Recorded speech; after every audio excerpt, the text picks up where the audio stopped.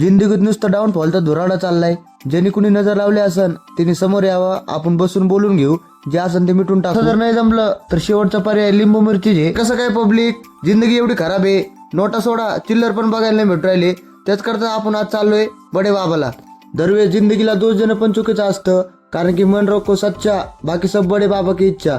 बोला ओम नमो आदेश. ना आपण मित्र पण तसे जवळ केलेले आहेत ज्यांना छपरी चैनीपेक्षा धागेदोराचाच जास्त नाद आहे. मंदिराचं काम चालू असल्यामुळं दर्शन बाहेरूनच झालं, पण दर्शन जरी बाहेरून झालं असेल ना, जी मनाला शांती भेटली ना, ती शांती तुम्हाला कुठंच भेटू नाही शकत. ते म्हणतात ना, पापाचा घडा भरला की घडा फुटतो, तसं गाण्यासोबत नाही झालेलं. गाण्याची डायरेक्ट चप्पलच चोरीला गेलेली. यांच्या अशा कारणामुळेच माझं भलं व्हायना, त्याच्यामुळं यांच्यासोबत मला जरा लांबच राहावं लागेल.